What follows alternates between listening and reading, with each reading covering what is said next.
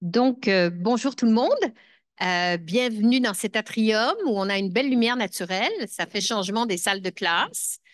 J'espère que ça va vous inspirer. Je m'appelle, comme vous le savez, mais comme on est enregistré, je le répète, je suis Julie Miville-Dechaine.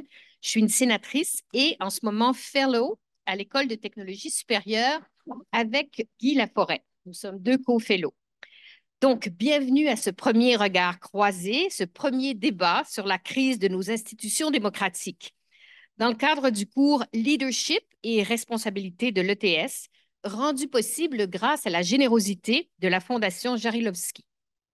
Donc, avant de présenter nos deux invités, quelques mots sur cette crise de grande actualité de nos démocraties qui, à première vue, laisse croire que notre modèle est cassé, que tout va mal, que la confiance en nos institutions est gravement atteinte. Il y a du vrai et du faux là-dedans. Le Canada trône au 5e rang du classement des démocraties par Freedom House, mais il a glissé au 12e rang selon l'indice démocratique du Economist Intelligence Unit. Donc, vous le voyez, ce n'est pas une science exacte. Gardons en tête quelques points. En plus de l'émergence d'un mouvement anti-système nourri par Trump, vous l'avez vu avec les dernières primaires en Iowa, et la montée inquiétante des populismes, il y a également des critiques valides de nos institutions politiques qui méritent réflexion, comme le manque de mécanismes efficaces de participation citoyenne.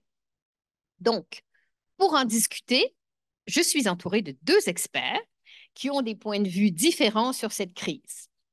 D'abord, Guy Laforêt à ma droite, co-fellow de ce cours, comme je l'ai dit tantôt, et qui est le directeur général sortant de l'École nationale d'administration publique, mieux connu sous son acronyme ENAP, et surtout professeur émérite de sciences politiques à Laval, après avoir œuvré au département de sciences politiques de 1988 à 2017 à l'Université Laval. Donc, professeur, chercheur, auteur, Guy Laforêt est une référence incontournable dans l'histoire des idées politiques, les théories du fédéralisme et du nationalisme, les politiques constitutionnelles et les identités nationales. Comme ex-président de la Fédération des sciences humaines du Canada et membre émérite de l'ACFAS, il croit à l'interdisciplinarité pour comprendre notre démocratie. Il défend nos institutions avec fougue, tout en reconnaissant leurs forces et leurs faiblesses. Et si vous voulez une bio plus complète, sur le site de l'ACFAS, ces dizaines de publications y sont toutes recensées. Donc, de l'autre côté du ring, je ne sais pas si ça va être un ring, mais disons qu'on va espérer un peu de débat. Jonathan Durand-Folco, professeur agrégé à l'École d'innovation sociale Élisabeth Bruyère à l'Université Saint-Paul d'Ottawa.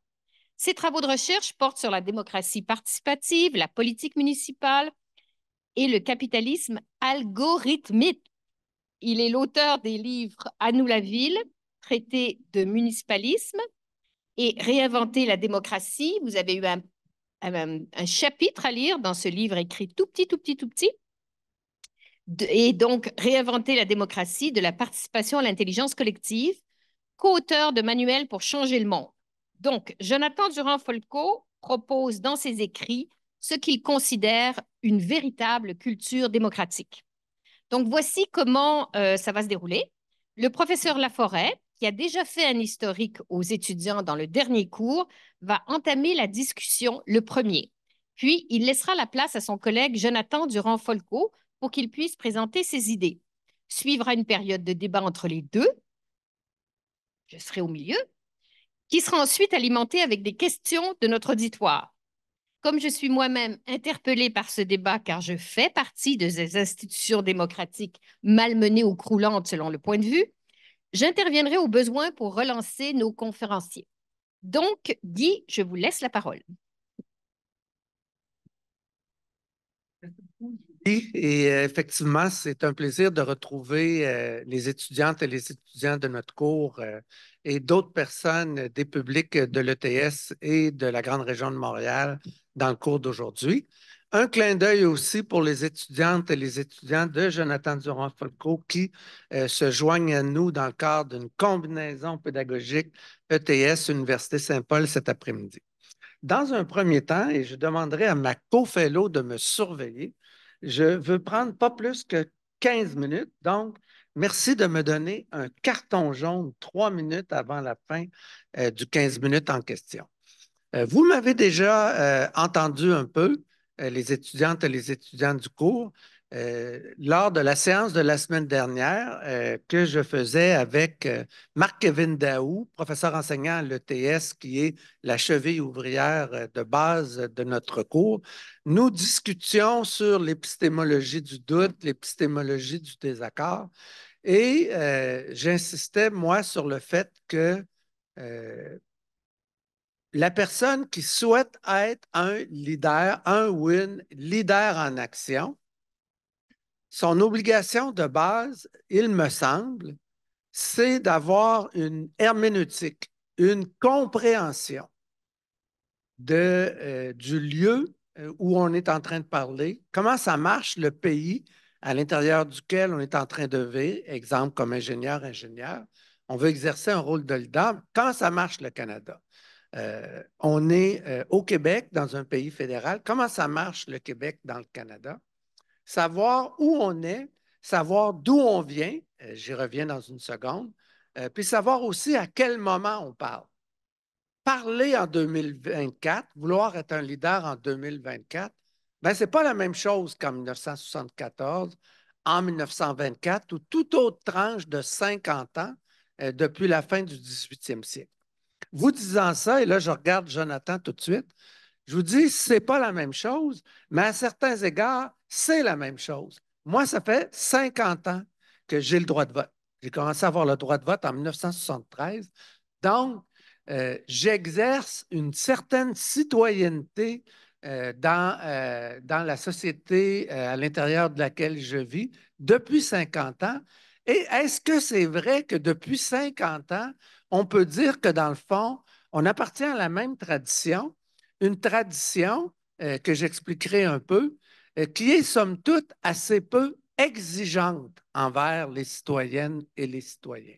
Je vous expliquerai pourquoi, je vous expliquerai un peu pourquoi c'est comme ça. Mais moi, je suis convaincu que globalement, au-delà de la crise à laquelle Julie faisait allusion et qui est dans le titre de notre cours, globalement, à l'échelle planétaire, sur une référence de 3 siècles, cette tradition qui est la nôtre, à l'intérieur de laquelle on se situe, de la démocratie libérale représentative, qui, dans le fond, a été consolidée en Angleterre à la fin du 18e siècle à travers les travaux et l'action politique de leader qu'a été celle du grand philosophe John Locke, né dans les années 1630 et mort en 1704. Donc, le monde dans lequel on vit, dans lequel on est citoyen, où parfois on voudrait participer davantage, mais à l'intérieur duquel, globalement, nous jouissons d'une sphère de liberté exceptionnelle, à l'intérieur de laquelle, jusqu'à un certain point, il y a des garanties d'égalité dans les relations entre nous. C'est le deuxième principe. Le troisième principe, dans cette tradition-là, nous savons que l'intervention de l'État sur nos manières de penser, nos manières de nous exprimer, notre volonté de nous associer avec l'un ou l'autre. Donc, l'ensemble des libertés dont nous jouissons et dont nous jouissions pour l'essentiel substantiellement, chère Julie, avant même l'adoption de la Charte canadienne des droits et libertés en 1982, cette idée-là de l'État limité, c'est le troisième principe de la tradition en question. Et le quatrième principe, c'est l'idée que pour que le gouvernement soit légitime dans cette tradition et dans notre société canadienne qui a hérité de l'héritage anglo-britannique, eh bien, les gouvernés, nous-mêmes, on doit consentir pour que l'autorité soit légale, qu'elle soit légitime. Et notre consentement, on l'exprime lors d'élections régulières et par la suite, il est incarné à l'intérieur du Parlement. Ne nous méprenons pas, on peut se déclarer citoyen, mais nous vivons dans un pays où techniquement, nous sommes des sujets au sein de la monarchie constitutionnelle canadienne héritée de l'héritage britannique et la souveraineté, elle se trouve dans le Parlement dans l'alliance, dans le fond, entre la couronne et les chambres du Parlement. Il est vrai que dans l'histoire du Canada, qui est une histoire, pour la résumer, j'en ai parlé aux étudiantes et aux étudiants dans les cours antérieurs, une histoire de décolonisation tranquille. J'insiste sur le mot. Vous avez entendu parler de la Révolution tranquille au Québec depuis les années 60. Vous entendez parler ces années-ci menées sur fond d'une volonté de réconciliation avec les peuples autochtones, de l'importance de décoloniser un certain nombre de choses dans nos pratiques, mais n'oubliez jamais que l'État canadien, depuis sa fondation fédérale en 1867, a vraiment accompli, parachevé, une décolonisation tranquille, quasi complète avec l'État britannique. Au sens technique, tout ce qui nous reste d'une certaine manière d'un attachement de nature coloniale, c'est le fait, dans le fond, que c'est une loi britannique qui décide la succession dans l'ordre monarchique qui deviendra la ou le prochain roi du Royaume-Uni de Grande-Bretagne et d'Irlande du Nord et, par extension, roi du Canada. Il reste un petit trône, deux trônes, devrais-je dire, au Sénat, qui peuvent être utilisés par le monarque et sa conjointe quand ils viennent nous voir. Donc, il reste quelques écussons, quelques symboles. Voilà. Et il reste combien de minutes dans mon 15 minutes, Julie? Là, il reste à peu près 9, 8. 7-8 minutes. Parfait. Excellent. Alors voilà pour mon idée de base, comprendre. Vouloir agir comme leader dans notre société à un moment particulier exige que nous comprenions le cadre institutionnel à l'intérieur duquel notre action se situe. Cette compréhension-là, je l'ai souligné antérieurement et Marc Kevin a ou va donner ces infos-là aux étudiantes et aux étudiants. Et tant mieux si cela peut aussi éclairer les lumières de leurs collègues de l'Université Saint-Paul. J'ai essayé de vous présenter, sur la base de 35 ans d'expérience, une illustration de cette complexité-là du Canada en utilisant exclusivement des mots qui commencent par un C. Comme une amie a eu la gentillesse de me le dire, j'ai un peu triché car la lettre C est une des plus généreuses de la langue française et donc avec elle, on a un registre de mots, un registre conceptuel extraordinaire pour y faire entrer toute la complexité du Canada. Les principaux mots sur lesquels je reviendrai un peu dans les minutes qui me restent dans mon mot d'entrée et dans le débat par la suite avec Jonathan, les 5 ou 6 principaux mots à propos desquels je voulais vous parler aujourd'hui: constitution, confiance, continuité, concentration et coordination. J'en ai quelques autres, là, mais soyons réalistes, je ne dépasserai probablement pas ces 5 mots-là. Je commence avec constitution. Les étudiantes et les étudiants, vous entendez parler de ça. C'est quoi la Constitution? Qu'est-ce qu'il y a dans la Constitution? Alors, une image, des fois, vaut 1000 mots. Dans le cadre du Canada, il faut imaginer ça comme une maison. Une maison à plusieurs étages. Vous regardez ici à l'ETS de l'autre côté de la rue. Il faut imaginer qu'il y a un sous-sol. Imaginez une maison à 2 étages, mais on pourrait y mettre un 3e étage. Le sous-sol, c'est l'héritage britannique du Canada. Cet héritage-là, on pourrait le faire remonter jusqu'à la Magna Carta de 1215, parce que la Magna Carta de 1215 a en quelque sorte entériné le principe d'une limite à l'autorité de la monarchie sur les nobles, et par la suite, au fur et à mesure où se démocratisait, au moins en partie, se libéralisait le régime sur l'ensemble des autres sujets de Sa Majesté. Donc, la Magna Carta limite l'action possible de l'État depuis le 13e siècle et avec d'autres principes, l'idée qu'il y a un gouvernement qui est responsable, ce qu'on appelle une convention constitutionnelle. Le gouvernement est responsable devant la Chambre. Il doit maintenir, il doit continuer d'avoir la confiance de la Chambre. Ça, ce sont des principes que le Canada n'a pas inventés, qu'il a repris en quelque sorte en tant que fils aîné de la monarchie britannique, du régime constitutionnel britannique. C'est ce qu'on appelle le sous-sol britannique de la Maison constitutionnelle canadienne.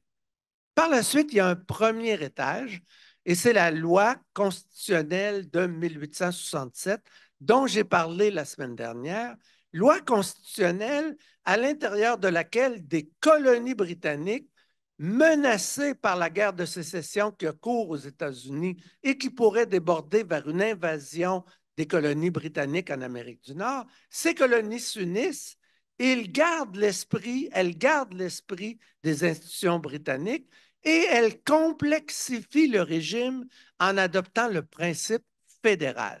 D'abord 4, puis bientôt 5, 6 et à la fin, avec l'entrée de Terre-Neuve en 49, 10 provinces, 3 territoires. On complexifie, 653 nations autochtones viennent complexifier la structure, mais l'idée de base de ce premier étage, c'est la loi constitutionnelle de 1867. Et la décolonisation tranquille se produit pendant toute la période de 1867 à 1982. En 1982, le Canada reprend le contrôle de la capacité d'amendement de sa Constitution à travers la loi de 1982, laquelle, en plus de donner au Canada l'autonomie dans la modification de sa Constitution, enrichit le tout d'une charte canadienne des droits et libertés. Sur la base de la charte, on peut dire que le principe de base de la souveraineté du Parlement, qui existe en continuité avec la tradition britannique, on peut dire que le principe de la souveraineté du Parlement est au moins en partie altéré par la présence d'une charte des droits qui vient en quelque sorte mettre un principe concurrent, non pas celui de la souveraineté du peuple, mais celui de la suprématie d'un ordre constitutionnel interprété par des juges. C'est ce qui fait une dynamique, une certaine ambiguïté dans la réflexion sur la souveraineté. Et avant de te laisser réagir à ça, autre élément absolument fondamental, cette semaine, nous parlons, nous remémorons dans le milieu qui est le mien, le travail d'un politologue anglophone, anglo-canadien du nom de Peter Russell, qui est décédé la semaine dernière et qui a écrit un livre intitulé L'Odyssée constitutionnelle du Canada.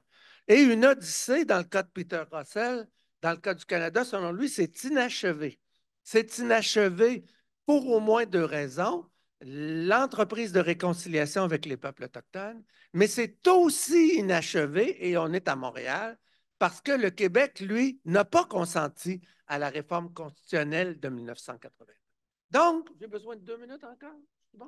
2 minutes. Et je voulais peut-être donner un petit exemple de cette importance des tribunaux, parce que les exemples sont parlants. Donc, oui, le Parlement est souverain, mais il y a beaucoup de choses maintenant qui lui échappent. Parce que même quand il y a des lois qui sont votées, elles sont par la suite contestées devant les tribunaux et peuvent être renversées. Et dans le cas historique le plus important qu'on ait vécu, selon moi, là, avec mes propres préjugés, c'est celui qui a décriminalisé carrément l'avortement. Donc, on est en 1988, si je me rappelle bien. Et à ce moment-là, on a des lois qui obligent les femmes à passer par des comités de médecins qui vont décider si oui ou non elles ont droit à l'avortement. Et sur la base d'un article de la Charte des droits, qui est le droit à la sécurité des femmes, on enlève tout ça devient inconstitutionnel. Et depuis ce temps-là, nous n'avons aucune loi sur l'avortement. C'est carrément une décriminalisation parce que les tribunaux ont carrément renversé la volonté du Parlement et du gouvernement. Et aucun gouvernement n'a été capable de repasser une loi sur ces questions-là, par exemple pour limiter l'avortement dans le troisième trimestre, comme ça se fait dans beaucoup de pays. Je disais en début de parcours dans la conférence de cet après-midi que dans le train ce matin, parce que moi, je vais chaque semaine à l'ETS en prenant le train dans la belle ville de Québec. Et je me faisais justement la réflexion ce matin que ça faisait 50 ans que je pouvais agir politiquement dans ma société. Et je me faisais la réflexion, je me demandais moi-même, ai-je agi suffisamment? Quels ont été les principes de mon action ou les limites de mon action? Aurais-je pu être davantage vertueux, me servir davantage d'un certain nombre de dispositions pour agir davantage sur la société en question?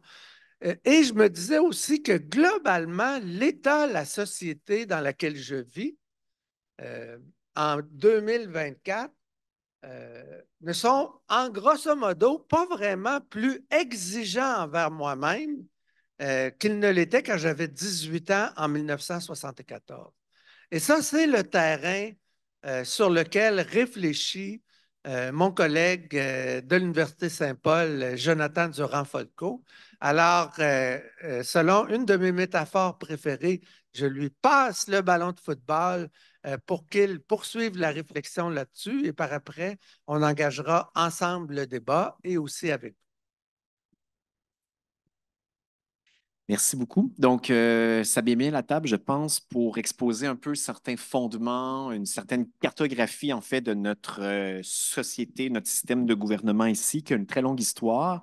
Aujourd'hui, je vais prendre la balle au bon et peut-être amener la discussion ailleurs. Et j'ai bien hâte de pouvoir en discuter avec vous et avec mon collègue ici. Donc, moi, je prends le point de départ que notre système de démocratie libérale représentative est en relative crise. Ce n'est pas la catastrophe totale, mais ça ne va pas très bien non plus. Et nous sommes à risque, en fait, de processus de déconsolidation démocratique, comme c'est le cas à travers de nombreux pays à travers le monde, que ce soit les pays dits occidentaux, du Nord global ou du Sud global également. Nos systèmes sont relativement vulnérables ou faibles pour différentes raisons. Je vais essayer d'exposer pourquoi dans un premier temps, exposer quelles pourraient être un peu les causes de la crise dans laquelle on vit aujourd'hui, exposer un peu c'est quoi les symptômes de cette crise et pourquoi moi et d'autres chercheurs considérons que disons, nos démocraties ne sont pas vraiment en santé, si on peut prendre cette image. Puis dans un deuxième temps, ce que je voudrais amener, c'est en quelque sorte une forme de piste de réflexion, d'action en guise de remède. Donc, comment on pourrait être capable de régénérer la démocratie, d'aller au-delà de notre tradition actuelle, peut-être en continuité ou en rupture aussi. Donc, je pense que ça va être ça peut-être le cœur de notre discussion à travers la proposition d'une éthique des vertus revisitée à partir de la théorie de la démocratie participative. Donc, éthique des vertus, est-ce qu'il y a des gens ici dans la salle qui ont déjà entendu parler de ça? Donc, peut-être Aristote, éthique des vertus, ça semble un peu étrange. Je vais essayer d'exposer ce que j'entends par là et voir en quoi ça permet d'éclairer certains problèmes démocratiques, mais aussi donner des pistes de réflexion sur comment transformer la démocratie à la fois à l'échelle individuelle, mais à l'échelle collective aussi. Donc, je vais donner quelques exemples concrets pour vous montrer en quoi pourrait ressembler une forme de démocratie plus participative, plus régénérée en quelque sorte à partir de ces vertus démocratiques. Et puis, on va pouvoir en discuter par la suite. Donc, dans un premier temps, d'où je me situe, la crise de la démocratie. Donc, ça, c'est, je pense, un constat qu'on peut faire. Il n'y a pas de consensus au niveau des chercheurs, chercheuses universitaires sur qu'est-ce qu'on entend par crise de la démocratie. D'une part, si je peux énumérer ici différents symptômes, il y a la question de la participation démocratique qui est inégale. On a longtemps pensé en fait qu'il y avait une baisse constante au niveau du droit de vote, au niveau de cet exercice de droit de vote avec la question d'une abstention électorale. En fait, dans les 30 dernières années, ici au Canada comme tel, il y a une baisse continue, mais là, actuellement, on n'est pas en train de chuter complètement, donc ce n'est pas la catastrophe. Il y a quand même un certain maintien au niveau du vote. Ça, c'est un des indicateurs, mais la démocratie, pour moi et pour d'autres, c'est beaucoup plus que le vote ou le système électoral parlementaire. C'est tout un ensemble de droits, comme ça a été nommé, un ensemble de dispositions de liberté au niveau civil, juridique, liberté de presse, liberté d'expression et ainsi de suite. Mais il y a quand même ce qu'on entend, on parle d'abstention, de cynisme, d'apathie citoyenne, de désengagement des citoyens qui, pour diverses raisons, bonnes ou mauvaises, sentent qu'ils sont impuissants face aux enjeux de leur époque, face au gouvernement en place et que leur voix ne compte pas vraiment. Donc ça, je pense que c'est une des choses qu'on doit prendre en considération. L'autre élément qu'on peut voir à titre de symptôme, c'est à travers le monde. Ici, au Canada, je pense qu'on est en quelque sorte moins exposé qu'ailleurs, mais on touche du bois parce que ça pourrait arriver vite. le processus de déconsolidation démocratique, c'est-à-dire le fait que dans les 30 dernières années, suite à la chute de l'URSS, on a dit qu'il y a eu un plus grand nombre de pays qui ont eu une transition vers la démocratie libérale représentative. Des pays d'Europe de l'Est, des pays africains notamment, des pays dans différents endroits à travers le monde, en Occident ou ailleurs. Et là, en fait, ce qu'on assiste depuis les 15 dernières années, c'est un processus inverse où les régimes autoritaires, les dictatures, les systèmes totalitaires, les formes de gouvernement populistes, autoritaires, d'extrême droite souvent, il y en a de plus en plus à travers le monde. Et ces différents gouvernements populistes autoritaires, pour eux, en fait, ce qui compte, ce n'est pas la Charte des droits et libertés, c'est la souveraineté, non pas du Parlement, mais même du gouvernement ou du seul dirigeants. Donc, on parle par exemple de la Russie, de certains pays comme la Russie, mais aussi de plus en plus dans les pays européens aussi, il y en a de plus en plus. Donc, d'après moi, c'est un signe. Et si on regarde les prochaines élections fédérales canadiennes, sans faire trop de prédictions, c'est ce qui pourrait se passer. Le principal parti qui remet en question le pouvoir de Justin Trudeau et qui pourrait peut-être gagner les élections s'inscrit dans une lignée proche de Trump notamment, avec des nuances évidemment, mais qui pourrait nous conduire éventuellement à une certaine dérive où il va y avoir moins de démocratie libérale représentative, davantage de populisme avec les avantages, s'il y en a, et des inconvénients que ça amène. Donc ça, c'est une autre dimension. Autre chose aussi qu'on a pu voir, la question de la crise de confiance envers les institutions. Donc, crise de confiance envers les médias, envers la science aussi, peut-être un peu plus qu'avant. Donc, on a vu ça peut-être vraiment cet enjeu qui existait depuis très, très longtemps, être amplifié durant la période de la pandémie de COVID-19 pour différentes raisons. Crise du journalisme aussi, le journalisme étant un peu sous-financier. Radio-Canada a de la difficulté. Il y a eu plusieurs mises à pied dans notre radiodiffuseur public, mais dans les médias privés, il y a beaucoup de mises à pied. Alors qu'il y a une crise énorme du journalisme et du système médiatique, une perte de confiance envers les médias aussi, ce qui laisse la porte ouverte à ce qu'on peut appeler de la désinformation, entre autres de la propagande qui peut circuler à grande vitesse aussi. Quoi qu'il peut y avoir de la propagande par les médias aussi qui sont bien établis. Évidemment, il y en a dans tous les sens, de tous côtés. Mais il y a cette crise de confiance envers les différentes institutions et ça a peut-être été exemplifié au Canada durant, en fait, ce qu'on a appelé, en fait, la grande mobilisation des convois de la liberté à Ottawa, donc les grands camionneurs qui sont arrivés. On peut dépeindre ce mouvement-là de différentes façons. Moi, je trouvais que c'est un mouvement qui était ambivalent avec des revendications légitimes, mais aussi des revendications complètement étranges et des idées, en fait, qui étaient sorties justement de théories de conspiration, mais il n'y avait pas que ça. Il y avait quand même une certaine forme de contestation d'écœurantite en disant vous allez trop loin. Puis là, on disait comme des mots vulgaires à l'endroit de Justin Trudeau et autres, mais il y avait un certain mouvement dégagiste en dire on veut vous chasser de la place, on croit que vous ne nous représentez pas, on veut autre chose à la place. Donc, oui, allez-y. Et c'était dirigé non seulement contre Justin Trudeau, mais ça a été une crise extrêmement difficile pour tous les parlementaires. Pour tous les parlementaires. Parce qu'on est devenu persona non grata. On avait les camions stationnés devant nous et tout ce qu'on faisait, on faisait partie de l'élite. C'était vraiment un populisme. Mais vous avez raison de dire qu'il y avait là-dedans toutes sortes de formes de protestation qui n'étaient pas toutes seulement les camionneurs ou les Trumpistes. Mm-hmm. Donc, c'est ça. Donc, pour moi, c'est différents symptômes qu'on peut observer sur le fait que notre démocratie ne va pas si bien que ça. Le niveau de consentement, pour reprendre le terme de mon collègue, je pense qu'il y a encore une forme de consentement diffus dans la population, mais ce n'est pas extrêmement développé aussi fort que ça l'était auparavant. Les causes de cette crise démocratique, là, je vais essayer d'aller un peu plus vite sur ça. J'en vois au moins 5 ou 6, mais on pourrait peut-être en énumérer encore plus. La question que notre système est basé sur la séparation entre les gouvernants et les gouvernés. Donc, on est dans un système de gouvernement représentatif dans lequel, comme ça a été bien dit, la souveraineté n'est pas celle du peuple, mais celle des représentants élus à travers l'institution parlementaire. Et il y a un certain sentiment, peut-être qui n'est pas partagé par tout le monde, mais que la classe politique est en quelque sorte, je prends des guillemets ici, un peu déconnectée. Donc, le populisme amplifie ce discours-là que les élites politiques seraient complètement coupées du monde ordinaire. Donc, je fais un peu une exagération ici. Mais il y a quand même quelque chose dans le système représentatif qui fait en sorte que les élus ont le monopole de la décision sur les lois. Les élus, les sénateurs aussi et les autres personnes qui font partie du système parlementaire, politique et autres. Oui, allez-y. Vraiment, vous touchez là un autre point important. Nous sommes donc perçus comme des privilégiés qui ne sommes pas à l'écoute ou qui sommes détachés du peuple, alors que quand on prend la Chambre des communes, ben, franchement, il y a une tranche de députés qui viennent de toutes sortes d'horizons. On n'a pas là seulement des avocats, des médecins, on a de tout. Mais la perception est maintenant que nous faisons partie d'une élite, nous sommes bien payés. Et là-dessus, petite anecdote, est-ce que ça joue dans le fait qu'on dit les gens veulent rester là parce qu'ils sont bien payés?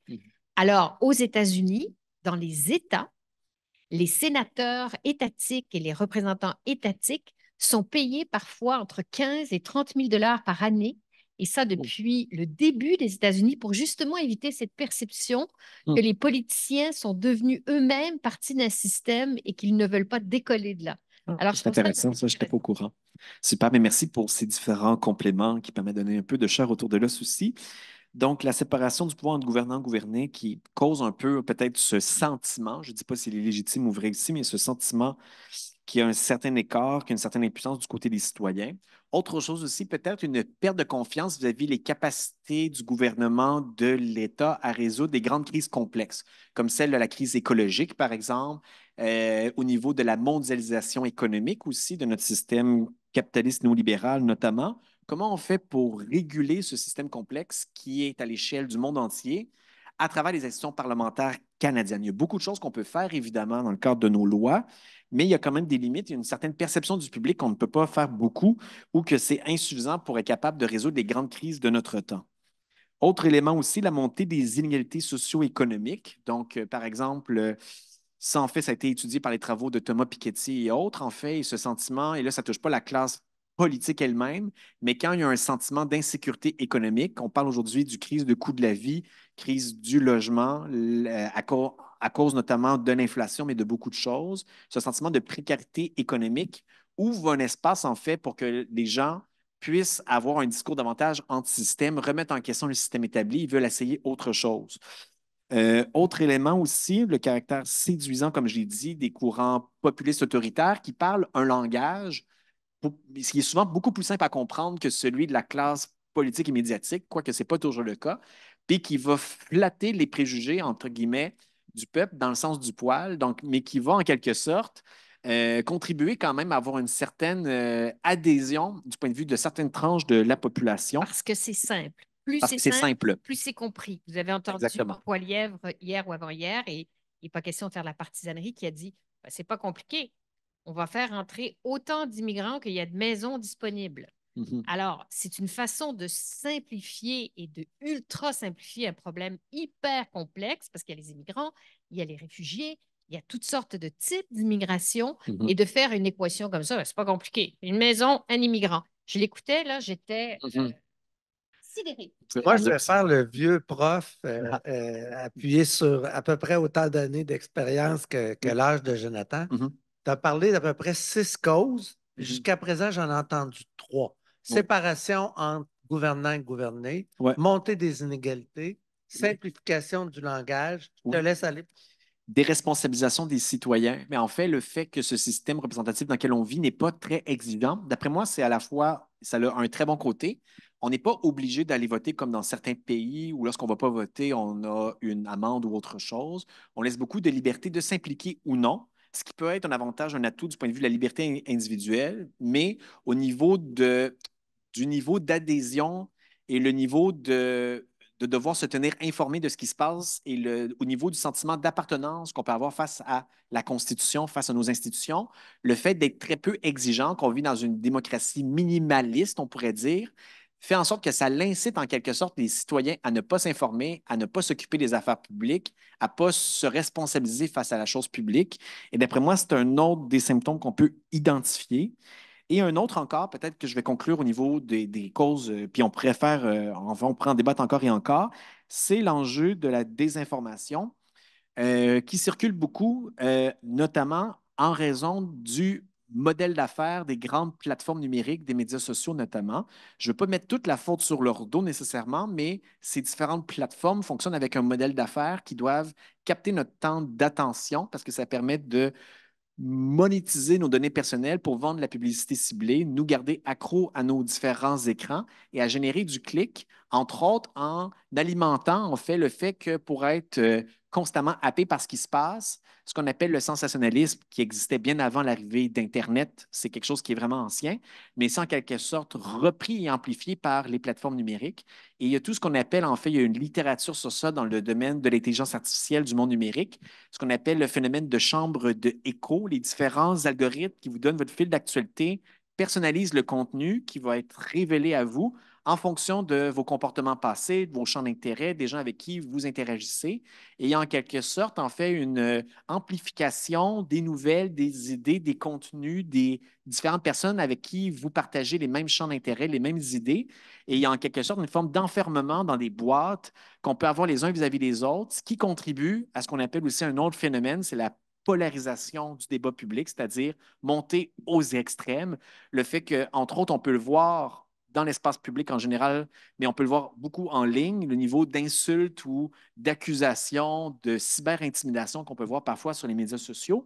En fait, si on considère que la démocratie, ce n'est pas juste le vote, mais aussi la qualité des délibérations démocratiques, je vais y revenir, ça fait en sorte que comment le système Internet, entre autres, fonctionne. Ce n'est pas juste l'Internet en soi, c'est le modèle d'affaires des grandes plateformes numériques qui veulent générer du clic.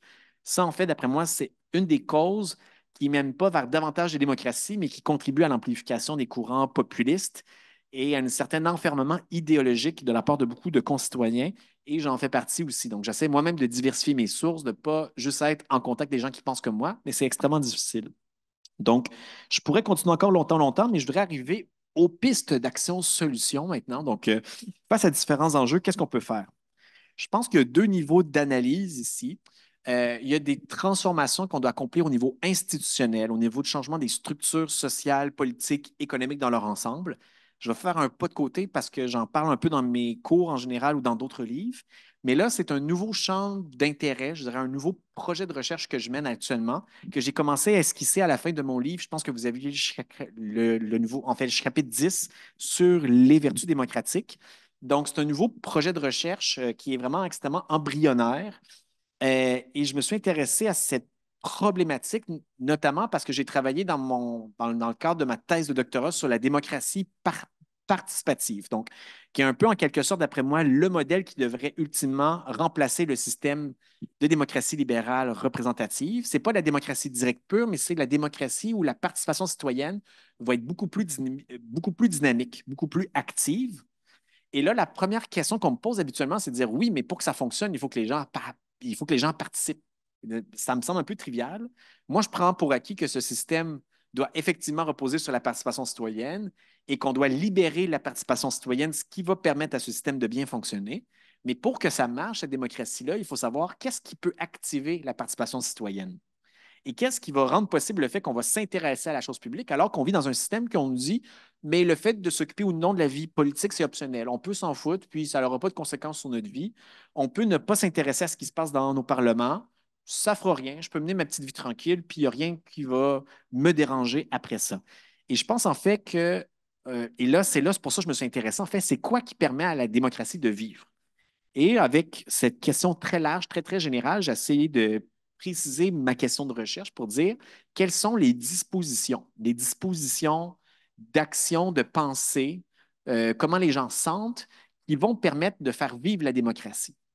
Et au même moment, je me suis mis à replonger dans une littérature. Moi, je viens du champ de la philosophie à la base. J'ai redécouvert Aristote pendant le début de la pandémie. Je me suis mis à lire Éthique à Nicomaque. Et là, j'ai eu comme un genre, waouh, OK, il y a vraiment quelque chose que j'avais enfin en quelque sorte survolé. Ça ne m'intéressait pas vraiment. Je trouvais ça bizarre, l'éthique de la vertu à l'époque. Ça ne m'avait pas interpellé. Peut-être que j'étais un peu trop jeune ou peut-être que j'avais d'autres champs d'intérêt. Mais en fait, j'ai trouvé que dans ça, il y avait vraiment un cadre conceptuel qui permettait de penser la démocratie à travers la lunette des dispositions qui nous permettent de bien interagir dans nos contextes démocratiques. Et là, pour ce faire, en fait, puis là, je vais essayer d'exposer vite, vite ce que j'entends par éthique des vertus. Je pourrais faire 1 heure et demie juste sur ça. Grosso modo, ce que j'entends, c'est un des trois grands courants de ce qu'on appelle de notre éthique normative dans les traditions occidentales. Donc, il y a un courant que vous avez peut-être appris, le courant déontologique, c'est-à-dire le courant qui va mettre l'accent sur les règles, les différentes obligations morales, qui va nous permettre de dire comment on doit agir dans une situation X ou Y. Un des plus grands penseurs déontologiques, Emmanuel Kant, notamment l'impératif catégorique, ça, c'est un courant de pensée. John Rawls et d'autres courants dans le champ de la philosophie ont beaucoup été dans ce sillage également.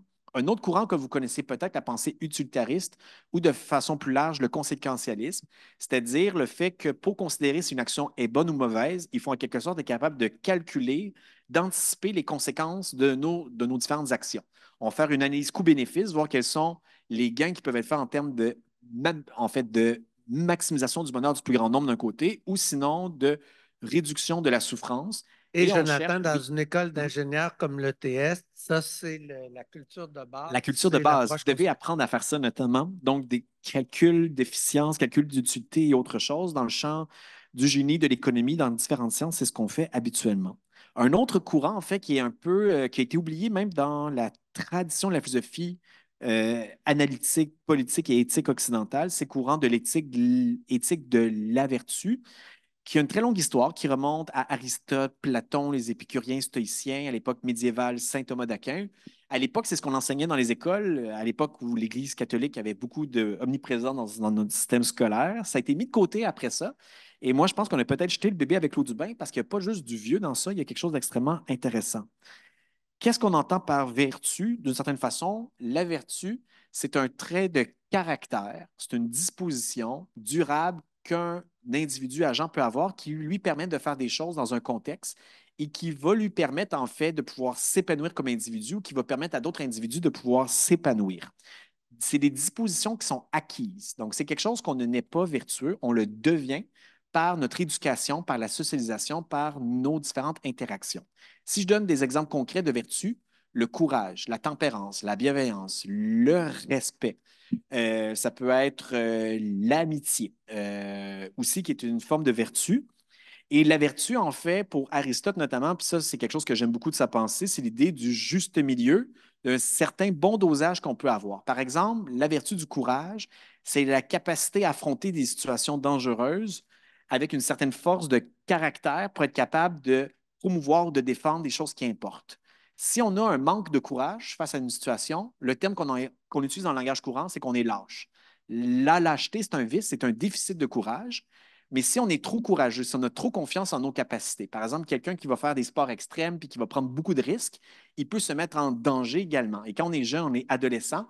Et là, l'expression pour une forme d'excès de courage, c'est ce qu'on appelle être téméraire. Et ça, en fait, être téméraire, c'est un vice pour Aristote aussi. Donc, l'idée de la vertu, c'est de trouver, en fait, par le bon dosage, quelles sont les dispositions qui vont nous permettre d'agir dans des contextes concrets. Comment être un bon parent? Je dois m'occuper de mon enfant. Maintenant, j'ai une fille de 6 mois.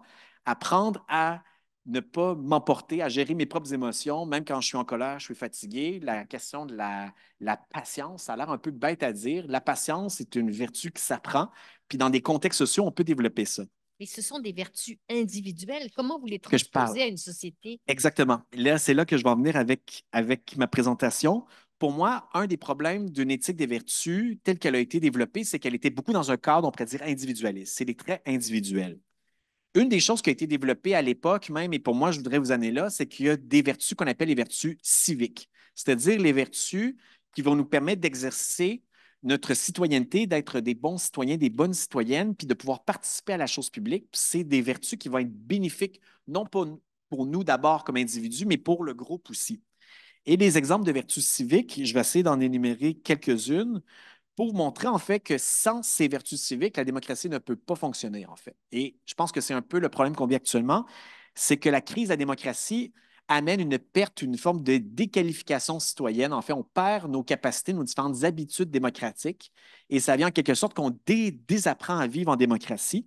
Et là, tout l'enjeu, c'est comment être des bons citoyens, citoyennes et comment réapprendre à interagir ensemble. Et là, c'est pourquoi je vais essayer de faire le pont avec, je vais revenir au sujet principal avec la démocratie, à quoi ça pourrait ressembler des vertus démocratiques. Donc, si je peux faire un petit résumé que je fais au début de mon chapitre numéro 10, il y a 5 grandes dimensions que je trouve qui sont essentielles dans la démocratie si on va avoir une pleine démocratie. D'une part, la participation.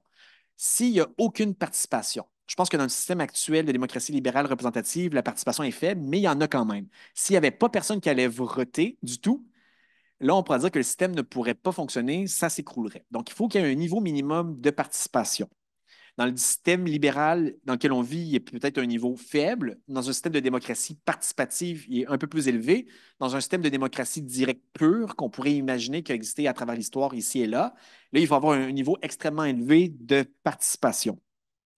Autre élément qui est extrêmement important, la délibération, comme j'ai dit plus tôt, la discussion démocratique. Si on n'est pas capable d'échanger entre nous, de se comprendre, de débattre sans s'insulter, sans se battre physiquement, même dans certains contextes, quand on chicane trop fort, la démocratie, en fait, ça va dégénérer en guerre civile. Donc, la La capacité. semaine dernière, Oui. dans le cadre du cours que Kevin lidait Sur la autour de délibération. l'épistémologie du désaccord et du doute, Ah, on exactement. était exactement sur ce terrain-là. Ah, mais c'était très intéressant. Donc, peut-être que vous faisiez un peu de l'éthique des vertus ou des vertus épistémiques en termes de humilité, par exemple, ou la capacité d'avoir une certaine ouverture d'esprit. Ça, c'est une vertu intellectuelle, mais qui nous permet d'interagir dans un contexte démocratique. Ensuite, la dimension de la représentation. Pour moi, je pense que dans un système, même dans un système avec une démocratie plus directe, on ne peut pas avoir des grandes assemblées de 20 millions de personnes autour d'un même Parlement. Ça serait un peu la cacophonie. Il faut qu'il y ait des délégués, des porte-paroles dans certains contextes. Mais là, quelles sont les différentes vertus que les sénateurs, sénatrices, les élus doivent avoir pour qu'il n'y ait pas ce sentiment de déconnexion, ce sentiment que les élus sont dans une classe à part, mais qui sont à notre écoute et qu'il y a une certaine circulation de l'information, en fait, puis qu'il y a une certaine écho qui est faite entre les citoyens et les différents élus. Donc, c'est quoi les vertus qui sont associées à ça? L'inclusion aussi. Donc, une des choses sur lesquelles on doit travailler dans nos systèmes de démocratie libérale, je pense que ça ne va pas si mal que ça, mais quand même l'inclusion des femmes, des personnes minoritaires, racisées, des peuples autochtones ou ainsi de suite. On a encore beaucoup de chemin à faire. On a parlé de décolonisation tranquille plutôt vis-à-vis des institutions britanniques, mais on a quand même un grand bout de chantier à faire en termes de décolonisation face aux peuples autochtones qui habitent ici. Donc ça, c'est tout le chantier de l'inclusion. Et ultimement, dernier élément, l'intelligence collective, qui est la capacité du groupe à travers la discussion, mais là, je mets plus en fait l'accent sur notre intelligence du groupe, à produire des décisions éclairées et qui sont bonnes. Chose qui n'est pas évidente à faire. Ce n'est pas parce qu'on est plusieurs personnes qui discutons ensemble qu'on prend un choix de façon démocratique que la décision qui va être prise, elle va être bonne ou elle va être juste, raisonnable ou éclairée. Ça se peut que la démocratie, entre guillemets, se trompe ou qu'on fasse plusieurs erreurs ou qu'on aboutisse à des décisions qui amènent à des choix injustes ou qui ne sont pas efficaces ou qui peuvent reproduire des inégalités aussi. Donc, dans le fond, c'est quoi les différentes vertus associées à chacun de ces trucs-là? Je vais aller vite un peu. La question de la participation, mais c'est la vertu de l'engagement civique. Donc, l'engagement et de la vigilance citoyenne. Et là, on peut dire en fait que c'est une certaine capacité qu'on peut avoir à se sentir concerné par la chose publique. C'est quelque chose, je ne sais pas vous, si vous avez un haut niveau d'intérêt, d'engagement face à la chose publique. Moi, je ne l'avais pas quand j'étais jeune. Mes parents ne m'ont pas parlé de politique, ça ne m'intéressait pas. C'est vers 18-19 ans que je me suis intéressé à ça. Ça s'est développé avec le temps. Et c'est quelque chose, d'après moi, qui s'acquiert, mais qui peut s'enseigner puis qu'on doit transmettre aux plus jeunes. Donc, je vais revenir à ça un peu après. Et la vigilance citoyenne extrêmement importante. Donc, s'il y a un problème, puis on sent que les dirigeants vont du mauvais côté, de se responsabiliser puis de dire, bon, on va contester, on va écrire des lettres ouvertes, on va écrire à nos différents députés, sénateurs, sénatrices, on va organiser une marche, on va faire des vidéos sur YouTube pour essayer de sensibiliser la population. On peut prendre différents moyens d'action.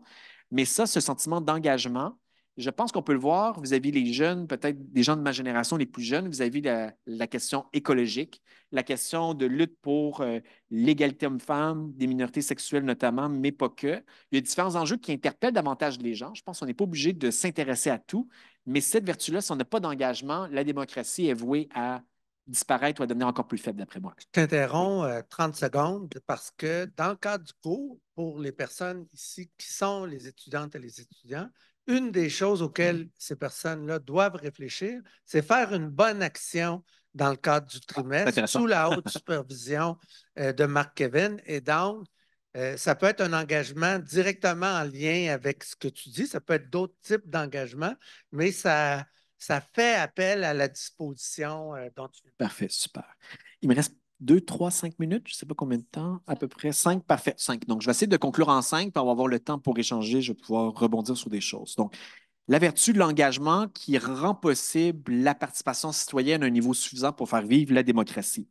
Ensuite, autre dimension au niveau de la délibération démocratique, c'est-à-dire la discussion, l'échange d'arguments qui nous permet de dialoguer, de s'écouter et d'avoir un conflit en quelque sorte civilisé, même de gérer le désaccord entre nous. En fait, là, les différentes vertus sont extrêmement nombreuses. La vertu d'une écoute, attention, l'ouverture d'esprit, la capacité, une certaine rigueur aussi. Donc, il y a tout un champ de vertus démocratiques qu'on peut développer dans l'art de bien discuter, d'échanger différents arguments entre nous. Au niveau de la représentation, là, c'est la vertu de la redevabilité, de l'humilité, peut-être que certains élus parfois ont, parfois n'ont pas. Donc, parfois qu'on est élu, on a beaucoup de pouvoir. Il y a une forme d'arrogance qui est plutôt le contraire. Et on peut faire à chaque vertu, voir quand on va trop dans une direction, ça mène à un vice. Donc, ça, c'est intéressant d'aller voir de deux côtés. Quand on est trop humble, alors là, on peut avoir une forme d'excès d'humilité. On ne se considère pas à sa juste valeur. Ça mène des problèmes aussi. Donc, il y a peut-être un certain dosage à avoir ici de ce côté. Au niveau de l'inclusion, les différentes vertus, la bienveillance, le respect, l'ouverture, la réciprocité. L'inclusion, ce n'est pas parce qu'on dit qu'on est inclusif qu'on l'est nécessairement. Puis il y a certaines pratiques démocratiques qu'on peut instaurer pour faire de la place pour des gens qui ne se sentent pas interpellés, qui ne se sentent pas inclus. Et enfin, au niveau de l'intelligence collective, l'esprit critique, la réflexivité, la créativité et ainsi de suite. Là, j'arrive à la fin de ma présentation. Là, je vous donne un peu une belle liste d'épiceries, puis c'est le fun des vertus. Pas dire, ben oui, c'est entièrement ça. Si on a des vertus et on cultive ça chez les jeunes, chez les individus, ça va bien aller. En fait, d'après moi, c'est une condition nécessaire, mais non suffisante pour faire revivre la démocratie. Non suffisant parce qu'on vit dans un système où les institutions ne nous encouragent pas à être vertueux. Ils nous encouragent au mieux à faire le minimum qu'il faut, ou sinon, dans certains cas, certaines dynamiques sociales, certains courants populistes nous encouragent à plutôt nos vices, à dire il faut être un peu décomplexé. Mettons l'amour de la patrie, qui d'après moi, qui peut être une forme de vertu, le patriotisme. S'il est poussé à l'extrême, ça amène des formes de chauvinisme, c'est-à-dire on va tellement aimer la nation que tous ceux qui ne sont pas de notre nation, on va les considérer comme étant différents ennemis du peuple. Et là, on vire dans certains courants qui encouragent ça, en fait, cette polarisation entre le nous et le eux. Mais une saine dose de sentiment d'appartenance vis-à-vis de notre propre pays, d'être fier de ses propres origines, de ses propres racines, c'est important aussi. Donc, comment on fait pour cultiver, en fait, le juste dosage de patriotisme qu'il nous faut? Donc, en fait, pour aller vite ici, je pense qu'il y a au moins trois grandes choses qui doivent être faites pour régénérer la démocratie qui ne sont pas juste au niveau individuel. Au niveau de l'éducation civique, donc l'éducation citoyenne. Donc, ça, on parle des fois, on donne des cours à l'école, c'est intéressant. Dès la plus tendre enfance, dès l'école primaire, faire de la philosophie pour enfants, par exemple, discuter d'enjeux de justice, c'est quoi la liberté, c'est quoi la démocratie, c'est quelque chose qu'on peut faire. Et moi, dans le cadre d'un de mes cours à l'Université Saint-Paul, il y avait eu des enfants de 4e, 5e, 6e année du primaire qui étaient venus, puis ils venaient parler du système parlementaire canadien ou du système de santé. Ils décortiquaient, il y avait un niveau d'analyse que moi, j'avais à peu près autour de 17-18 ans. C'était hallucinant. Je me suis dit, des jeunes de cet âge-là sont capables de comprendre le système dans lequel on vit jusqu'à un certain degré. Ils ne comprennent pas tout, évidemment, mais souvent on dit que les jeunes, on n'encourage pas ça. C'est quand tu vas être adulte, quand tu vas avoir 18 ans, tu vas avoir le droit de vote, ça va bien aller. On peut cultiver, je pense, cet amour de la démocratie extrêmement jeune. Puis même dans certaines écoles, il y a ce qu'on appelle des budgets participatifs. On donne certains budgets du système scolaire qui est attribué à l'école pour que les jeunes gèrent ensemble du budget pour faire différents projets citoyens. Donc ça, c'est une forme de responsabilité, puis de dire, bien, si j'ai des idées, je vais les mettre en œuvre, je vais en discuter avec d'autres, je vais essayer de convaincre des gens. Et après ça, on va mettre en place des projets, on va avoir des systèmes de vote qui vont permettre de gérer une certaine partie du budget de l'école. Évidemment, on ne va pas confier la totalité du budget d'une école secondaire juste aux étudiants. On pourrait essayer, mais je ne sais pas ce que ça va donner, mais on pourrait dire qu'il y a un budget qui est consacré pour les étudiants et une autre partie du budget, comme avec les conseils de parents, les professeurs, les enseignants, la haute direction, on pourrait se mettre ensemble pour discuter de ça. Donc, il y a toute la question de l'éducation à aller voir. Et là, il y aurait beaucoup de pistes concrètes à aller explorer. Ensuite, il y a la question de la démocratisation de notre système économique aussi. Donc, je ne peux pas aller vraiment en profondeur de ce côté. Il y a tout ce qu'on appelle en fait le champ de l'économie sociale et solidaire, pardon, avec des entreprises à but non lucratif, des coopératives, des espaces où la démocratie peut exister dans les lieux de gouvernance, dans les lieux de travail. Et si on instaure de la démocratie dans les lieux de travail, que vous n'êtes pas géré juste par un boss, mais qu'on essaie de créer un peu plus de gouvernance partagée, d'horizontalité, de démocratie dans les lieux de travail, c'est des bonnes écoles de la démocratie. Donc ça, c'est une des choses à aller voir. Créer de la démocratie dans notre sphère économique aussi. Et pour conclure, les éléments de la démocratie participative, d'après moi, qui peut libérer l'espace puis donner différentes occasions pour expérimenter les différentes vertus démocratiques, c'est d'abord et avant tout, je pense, à l'échelle municipale, mais on ne doit pas se contenter de cette échelle-là où on peut expérimenter beaucoup de choses.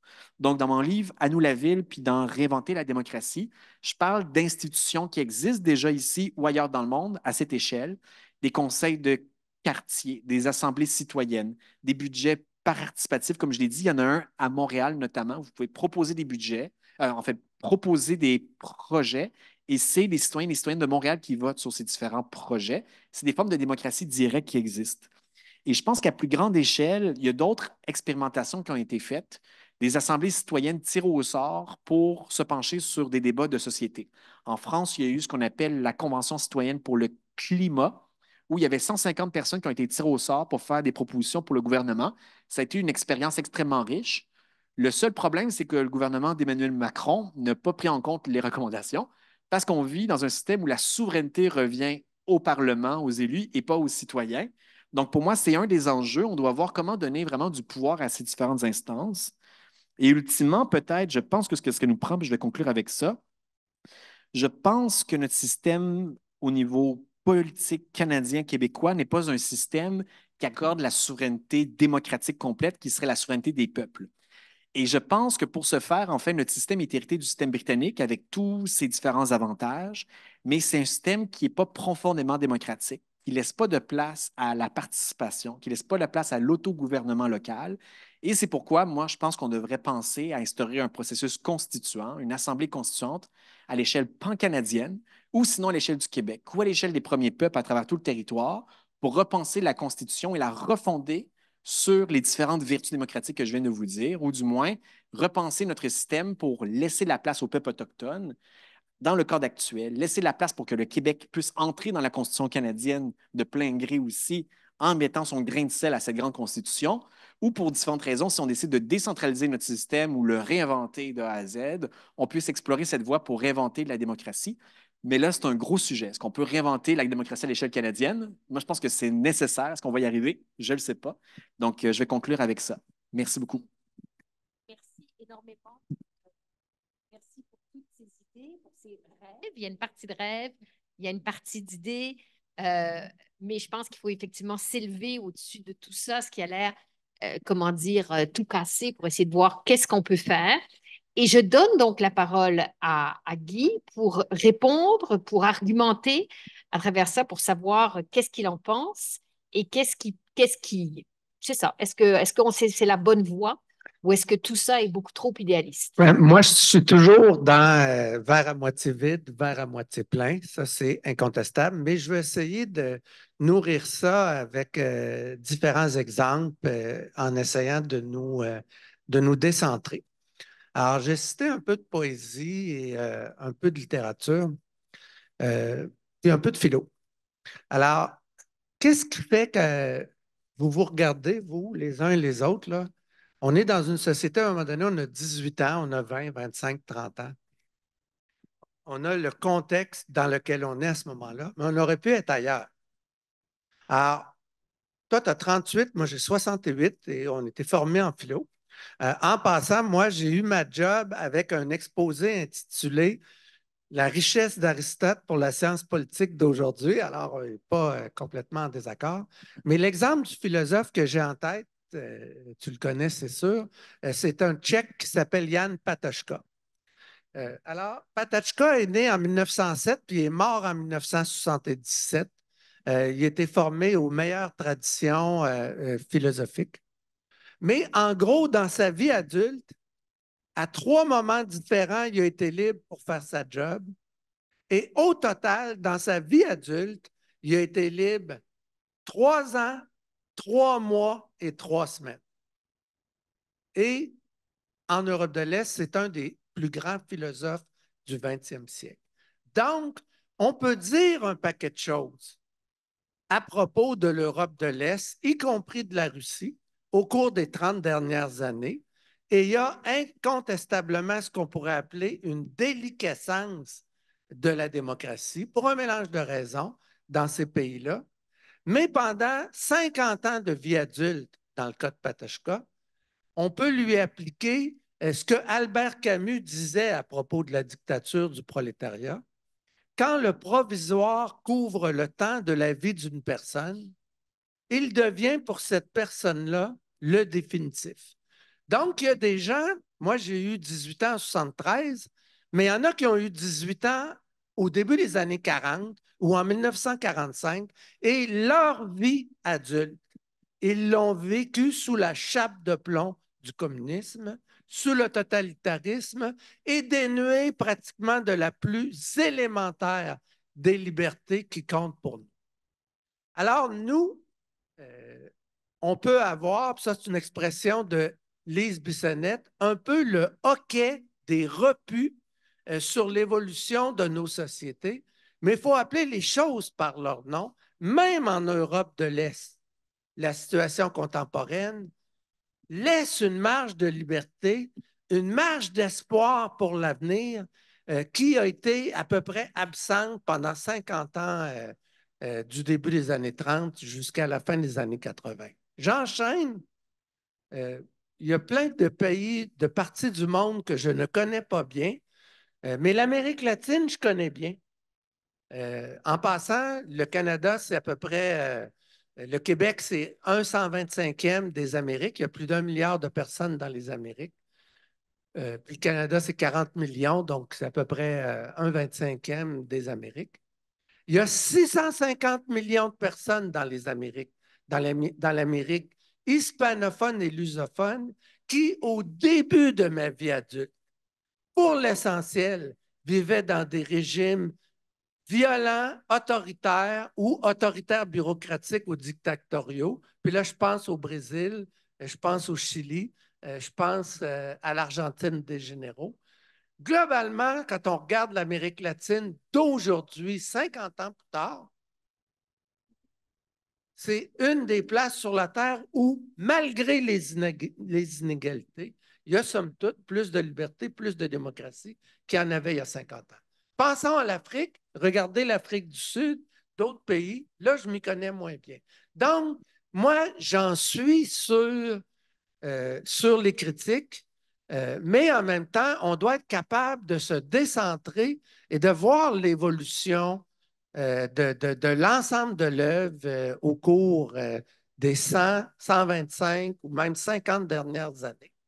Et trouver une marge d'espoir qui n'existait pas. Je vais citer un peu de poésie.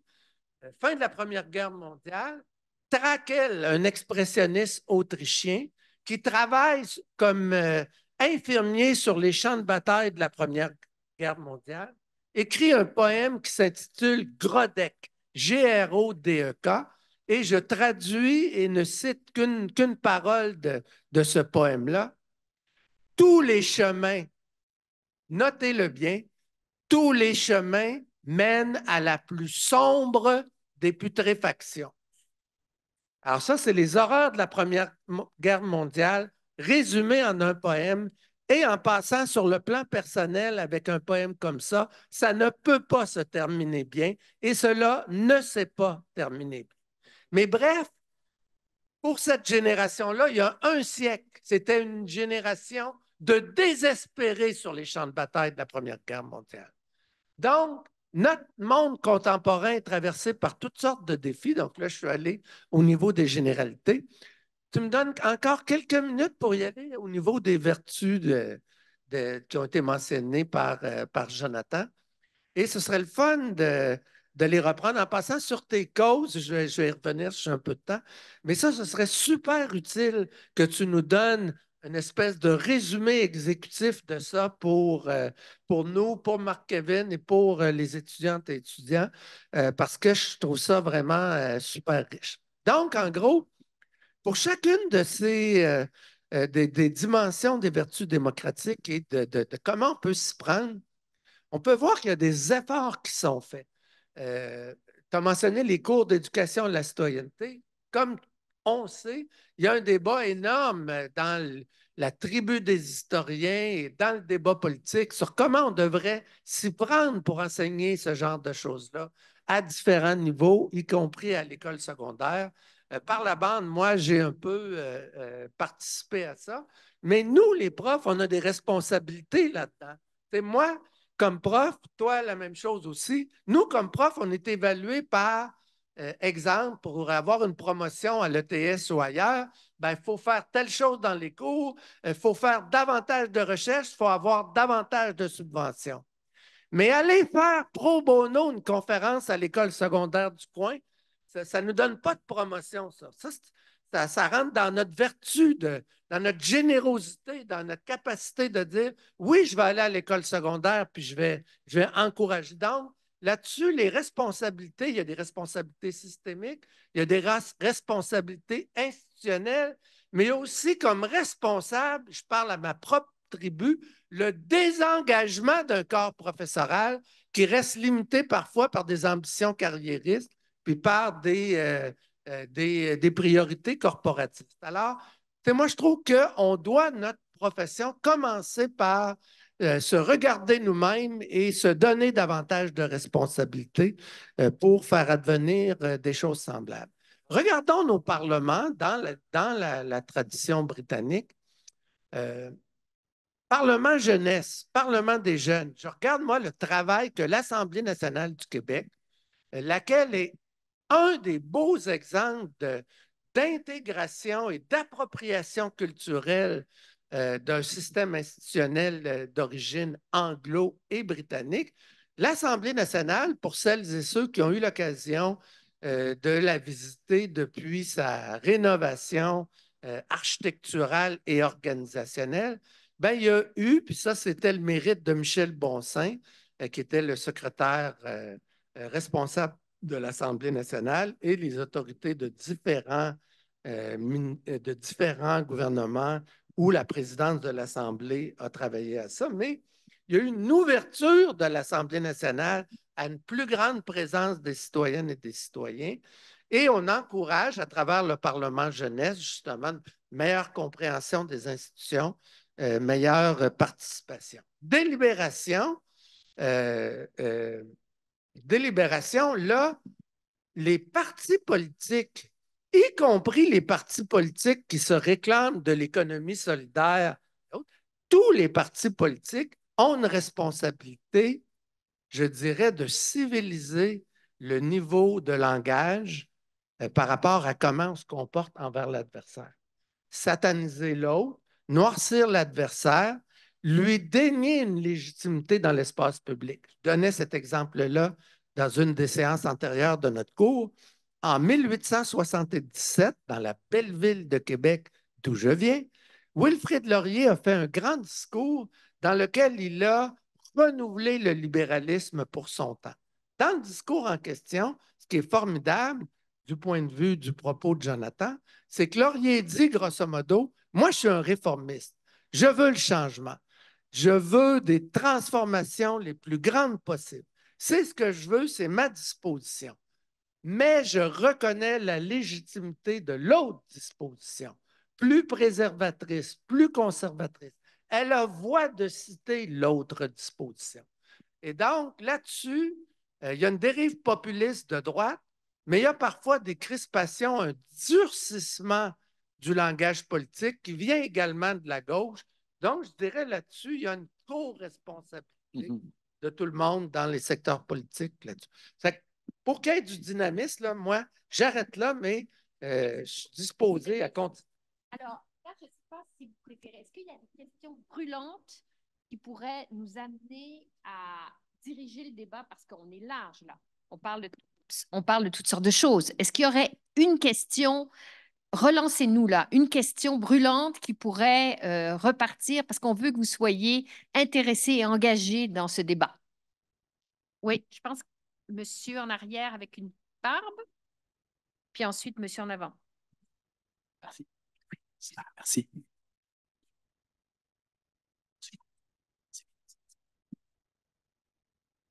Oui, en fait, la question s'adresse surtout à Jonathan.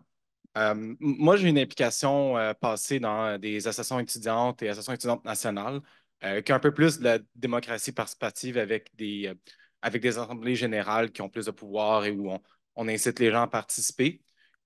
Et une des difficultés que j'ai constatées avec la démocratie participative de cette façon-là, c'est que quand il y a une question qui va concerner plus particulièrement un groupe de personnes, ce qui va se passer souvent, c'est que ce groupe de personnes-là va se pointer en grosse quantité à l'Assemblée et ils vont un peu prendre le contrôle de l'Assemblée. Ce n'est pas nécessairement représentatif de la population étudiante, ou dans ce cas-ci, la population étudiante, mais n'importe quelle assemblée de démocratie directe, je peux voir ce problème-là, étant donné que ceux qui vont se pointer, c'est nécessairement ceux qui sont les plus concernés. C'est aussi un biais qu'on remarque dans les évaluations faites par le BAP ou des choses comme ça.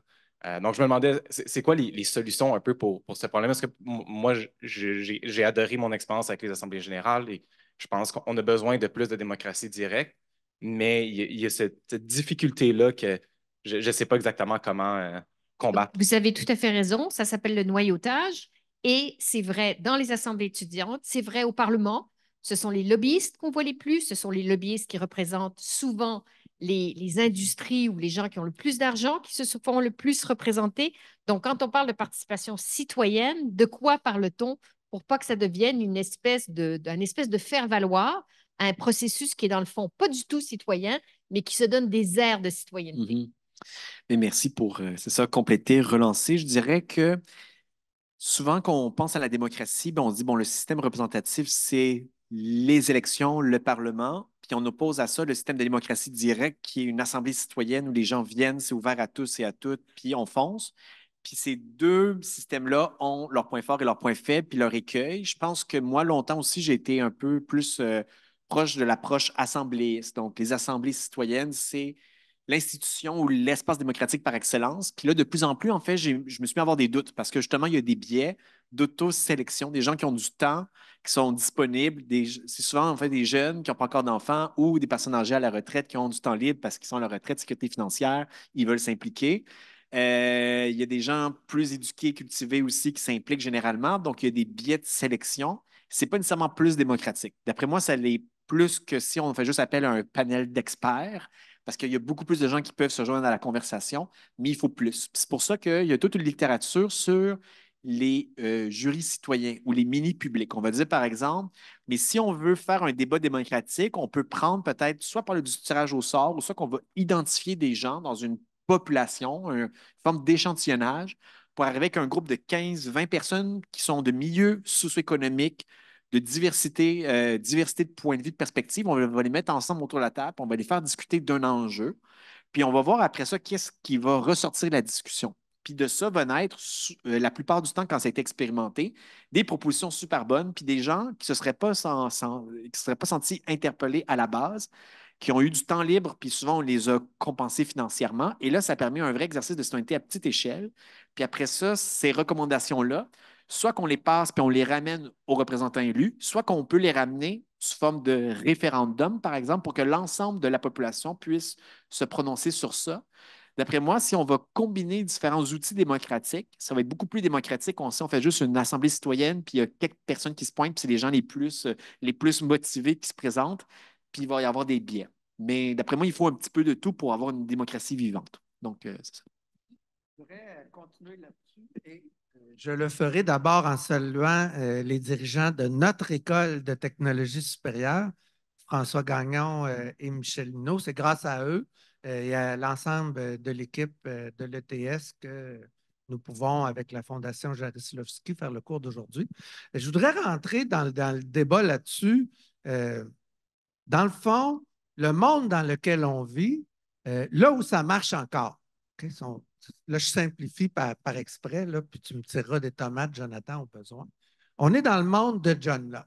Le monde qui a gagné là, à la fin du 17e siècle jusqu'à aujourd'hui. Grosso modo, dans les institutions, dans la culture politique, c'est le monde de la démocratie libérale représentative. Ceci dit, partout où elle domine, partout où elle s'incarne encore, puis il y a des endroits dans le monde où elle ne domine plus. Mais partout où c'est le cas, elle reste tiraillée, elle reste talonnée, travaillée par un principe critique qui, dans le fond, sur le plan philosophique, on peut dire, vient de Jean-Jacques Rousseau, mais vient d'antérieurement aussi, mais pour la modernité, est représenté par Jean-Jacques Rousseau. Et c'est l'idée, l'appétit pour davantage de proximité, davantage de participation, davantage d'égalité dans le jeu des rôles des uns et des autres. Et moi, si on me le demande, je dirais que euh, ce qu'on peut légitimement espérer, c'est que nos systèmes de démocratie libérale représentative vont s'ouvrir davantage à différentes formes puis à différents espaces de participation. C'est le cas un peu, tu l'as dit, et même à la base, quand on se demande, quand on étudie, par exemple, pourquoi des sociétés complexes se dotent d'une caractéristique fédérale, d'une constitution fédérale, ben, aux États-Unis à la fin du 18e siècle et ailleurs, et c'est le cas aussi chez nous, quelque part, le fédéralisme multiplie les théâtres de l'action et de la citoyenneté, puis les rapproche de la proximité des lieux où les gens vivent. Donc, tu mentionnais l'action locale, l'action municipale, avoir des échelles de participation politique nombreuses qui s'emboîtent les unes dans les autres, quelque part, ça favorise. Mais il y a des complications de divers degrés. Les complications peuvent être les positions de plus en plus doctrinaires. Tu as parlé de polarisation comme étant une des causes du malaise contemporain. La polarisation rend les choses difficiles. Et parfois, on fait abstraction des problèmes, des réalités complexes dans lesquelles les gens vivent. Et je vais donner un exemple classique qui vient de la philosophie. Rawls, par exemple, et les autres grands libéraux, mais même chose en théorie délibérative, la plupart présument qu'on parle tous la même langue. Et donc, la question de majorité linguistique et de minorité linguistique est évacuée.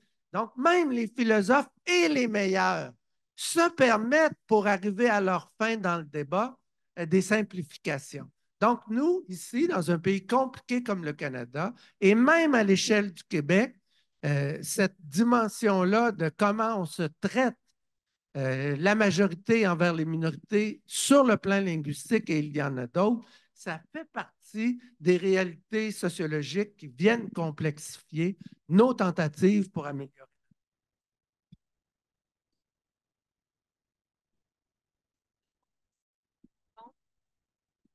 Je me demande aussi si c'est justement cette complexification de la réalité a un impact sur les problèmes d'engagement entre les citoyens et le politique, dans la mesure où les problèmes, je ne peux pas parler comme une vieille, là, mais les problèmes de logement, on dit qu'on n'a plus de logement, c'est dû à une multitude de facteurs qui sont pas si évidents que ça à saisir.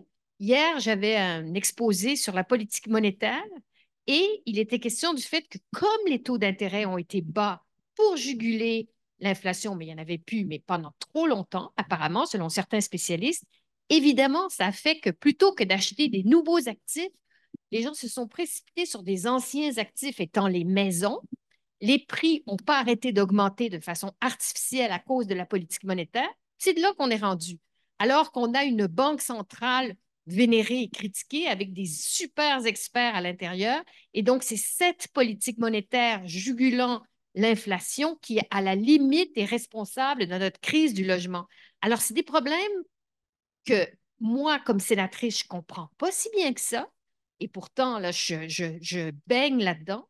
Donc, cette idée d'un peuple, d'une participation citoyenne, et tantôt j'ai parlé d'idéalisme, mais je ne veux pas réduire votre pensée à ça parce qu'il faut penser à des réformes. Mais c'est vraiment assez compliqué. On va peut-être donner la parole à un autre étudiant parce qu'on est ici pour vous entendre, monsieur. Oui, absolument. Bonjour. Monsieur Guy, vous aviez cité Wilfrid Laurier pour démontrer l'importance de respecter son opposition, mais on voit depuis, disons, la dernière décennie que la polarisation ne fait qu'empirer. Donc, selon vous, ce serait quoi les solutions individuelles ou collectives à cette problématique d'affrontement entre les différentes factions politiques? Tu veux commencer? Non, c'est Monsieur Guy, la question. Monsieur Guy. Je vais rebondir après. J'ai pas de réponse facile à vous donner euh, à cette question-là, mais je vais essayer. Euh,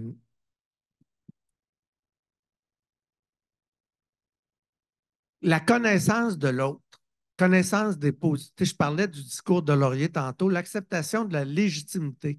J'entre dans un débat, je vous regarde, puis on vient de camps différents, on a des opinions différentes, mais est-ce qu'on est capable d'installer une culture de respect l'un et l'autre? Puis là, je parle au niveau individuel, mais au niveau collectif aussi. Est-ce qu'on peut apprendre à mieux j'ai écrit un livre, moi, après le référendum de 1995 avec des collègues, intitulé Les voies de la réconciliation, sortir de l'impasse, les voies de la réconciliation. Euh, le chapitre que j'ai écrit dans le livre en question, très inspiré d'Aristote, s'intitulait Se placer dans les souliers de l'autre, voir le monde, mais à partir de la perspective de l'autre camp, de l'autre personne, ses désirs, ses ambitions, ses priorités. Donc, je dirais, Jonathan tantôt parlait des vertus comme la bienveillance, l'ouverture, la capacité d'écoute. Euh, je dirais s'installer dans une culture de respect réciproque, ben, c'est un point de départ. On ne peut pas vraiment dialoguer, même dans le désaccord, s'il n'y a pas, il y a pas au départ un respect fondamental entre l'un et l'autre. C'est très imparfait, mais ce serait le début d'une.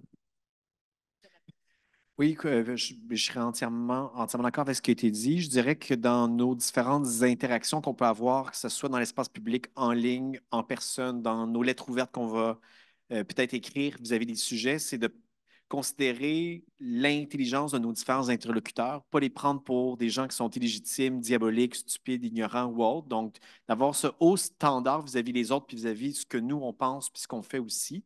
Apprendre à critiquer aussi. Donc, je pense que le contraire de la polarisation, parfois, on pense que c'est le consensus ou c'est pas se disputer ou chicaner. Je pense qu'il faut apprendre, en quelque sorte, à avoir un conflit civilisé, à dire on est en désaccord, pourquoi. Et lorsque l'autre personne ne respecte pas l'éthique de la discussion, parce que des fois, on ne parle pas le même langage, ou un veut élever le débat, l'autre fait juste des sophismes ou veut juste essayer de vous diaboliser. Dans ce contexte-là, soit qu'on se retire de la discussion, ou on fait une plainte ou un pas de côté, ou on remet en question justement cette éthique de la discussion. Donc, dans l'échange, parfois ça arrive, moi dans mes échanges en ligne notamment, où là, on ne parle plus du contenu, mais on parle de comment on parle ensemble. Donc, on va avoir un niveau un peu méta sur comment pour qu'on puisse s'entendre sur les bases d'une bonne discussion, même si on n'est pas en accord. Il y a ce travail-là qui doit être fait. Mais ça ne sera pas évident parce que ce n'est pas tout le monde qui va vouloir jouer selon les règles du jeu de l'éthique de la discussion, malheureusement. Donc, comment on fait pour discuter avec des gens qui ne veulent pas débattre, puis avec des gens qui veulent nous peinturer dans un mur? Peut-être utiliser d'autres stratégies d'action, mais autant que possible, cultiver cette éthique de la discussion, puis essayer de la généraliser autour de nous, je dirais. Et elle est particulièrement difficile à faire en ligne versus, je trouve, dans la vraie vie. Là. C'est quelque chose qui aide, je pense, au dialogue respectueux quand on regarde l'autre et qu'on ne peut Parce pas qu'on juste assumer les conséquences de ces de ce qu'on dit. Mhm. Monsieur avait une question. Oui. Oui, ce serait pour Jonathan. Tout à l'heure, vous avez mentionné qu'il y avait une certaine migration du régime démocratique dans certains pays. Pensez-vous que votre régime que vous imaginez pourrait être possible dans le futur avec tous les enjeux économiques ou est-ce qu'on devrait vraiment se diriger vers plus une dictature verte? Oui, en fait, très bonne question. Moi, je suis intéressé par les enjeux de transition socio-écologique et je pense que dans le discours, dans le discours actuel, au niveau du climat, il y a une vraie urgence climatique. On est en train, même 2023, on a passé le seuil du 1,5 degré Celsius, qui nous amène à une situation climatique catastrophique. Nous sommes dedans actuellement. Et beaucoup de gens dans le milieu écologiste ont fait pression à différents échelons de gouvernement, municipal, provincial, fédéral. On voit la COP qui vient de se terminer, les engagements. On est 30 ans en retard, au moins minimalement. Et il y a beaucoup de gens qui perdent patience, d'après moi, à juste raison vis-à-vis le système de démocratie libérale représentative, avec toutes ses qualités, ses vertus. Il est beaucoup lent, en fait, et les gens qui sont au pouvoir pour des raisons économiques ou pour différentes raisons n'ont pas intérêt à ce que les choses changent très vite non plus. Et là, il y a beaucoup de gens qui disent, mais là, pour aller vite, on a besoin d'une dictature éclairée, verte, de faire le changement hyper rapidement pour arriver à une transition écologique qui va avoir de l'allure. Et moi, d'un côté, je suis sensible à cet argument-là parce que moi aussi, je pense qu'il faut agir extrêmement vite. Mais quand on pense qu'il faut avoir une économie de guerre ou une dictature éclairée ou faire sauter les contrôles démocratiques, le risque qu'une dictature temporaire verte s'installe, comme à l'époque avec des révolutions au nom du prolétariat, la classe ouvrière, ainsi de suite. On dit on va faire ça temporairement, on va chasser les méchants, on va créer la société idéale, utopique, et après on va s'en aller, puis vous allez vous auto-diriger, ça va être une démocratie sans gouvernement, alors que c'est les mêmes qui s'installent au pouvoir. J'ai peur, en fait, que si on fait sauter les contre-pouvoirs au niveau démocratique, les libertés au niveau de la liberté d'expression, liberté de presse, les contrôles démocratiques par les communautés locales, ça nous mène vers quelque chose qui est extrêmement pire. Et une fois qu'il y a une dictature qui est en place, c'est extrêmement difficile de la faire tomber. C'est pourquoi moi, je pense qu'il faut penser à l'envers. Il faut penser comment associer la transition écologique avec des processus extrêmement démocratiques à la base. Puis il y a beaucoup de courants de pensée dans le mouvement des villes en transition, dans le mouvement écologiste qui dit que ça passe par la concertation, la mobilisation citoyenne, l'autogouvernement dans les villages, dans les villes. On essaie d'instaurer des processus pour faire vivre la démocratie avec la transition socio-écologique. Et on peut voir que dans certains cas, les villes et les villages, dans certains contextes, ici au Québec, Canada, mais ailleurs dans le monde, avancent beaucoup plus vite que les autres niveaux de gouvernement. Puis il faut avoir une sorte de contre-pouvoir citoyen face aux lobbyistes en place. Donc, comme cet élément-là, d'après moi, on peut bouger vite en démocratie, mais ce n'est pas la démocratie telle qu'on l'a vue actuellement, c'est la démocratie active dans la mobilisation citoyenne, dans l'intelligence collective, résoudre des problèmes ensemble. Puis on sort du conseil municipal stricto sensu pour faire autre chose à côté et dans le conseil aussi. Donc, ça serait ma piste à moi et je me méfie un peu de la dictature verte, même si je comprends pourquoi les gens peut-être croient que ça serait la seule issue face à notre impasse actuelle. Et si je pouvais rajouter un petit mot à titre moi-même de parlementaire, euh, j'étais très critique de la lenteur extrême de nos processus démocratiques quand je suis arrivée au Sénat. C'est extrêmement lent. Mais avec le temps, je comprends davantage pourquoi parfois le temps fait qu'on prend de meilleures décisions. Ça a l'air fou parce que je sais qu'on est perçu comme des gens qui allons beaucoup trop lentement, des débats qui se répètent et tout, mais tout ça peut permettre, dans le meilleur des cas, et ce n'est pas toujours le cas, davantage de consensus ou davantage ou des projets de loi mieux ficelés parce qu'on en a davantage parlé, parce qu'on a entendu davantage de personnes. Et en effet, les processus démocratiques eux-mêmes, là, quand on parle d'assemblée citoyenne et tout, ça prend du temps. C'est pas vrai qu'on va aller prendre 30 personnes qui, dans la vie, sont pas des parlementaires professionnels, pourrais-je dire, et qu'on va leur demander de trouver des idées intéressantes, nouvelles et tout en 5 minutes. Tout ça prend du temps. Alors, la démocratie, par définition, ça prend du temps.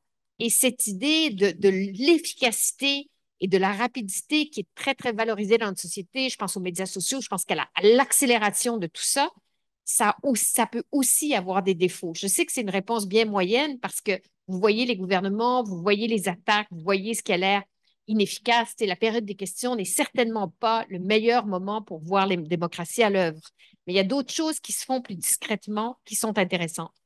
Il est 3 heures. J'ai 5 minutes. OK, on peut prendre une autre question et ensuite on pourrait laisser la parole brièvement aux dirigeants de cette école. Parfait. Donc, ma question serait quand même rapide à répondre, mais je me demandais, dans une démocratie qui serait plus participative, quel serait, selon vous, le rôle de l'État, surtout qui perdrait un aspect très décisionnel? Et que pensez-vous qu'on pourrait bénéficier de cet aspect? Merci. Intéressant. Donc, je vais essayer de répondre très vite. Aussi pour mes étudiants et étudiantes qui sont en ligne, qui écoutent actuellement aussi, on va se rejoindre pour l'autre partie du cours. Je dois quitter malheureusement après ce petit segment à 15h15. Donc, juste un mot pour vous dire, vous pouvez aller prendre une pause par la suite. Donc, pour répondre à la question, je pense que dans un système, on pourrait dire qui va au-delà du système représentatif dans lequel on vit, de démocratie participative beaucoup plus forte, l'État va jouer encore un rôle, mais ça va être un État démocratisé qui va avoir été en quelque sorte absorbé par beaucoup de décisions qui vont avoir été déléguées à des comités citoyens, des comités locaux, à des comités conjoints avec des fonctionnaires dans l'administration publique, avec d'autres acteurs de la société civile, par exemple. Il va y encore avoir besoin d'une administration publique pour faire plein de choses, mais peut-être avec de taille moins grande, et il va y avoir une certaine prise en charge de certaines choses par les citoyens et les citoyennes eux-mêmes.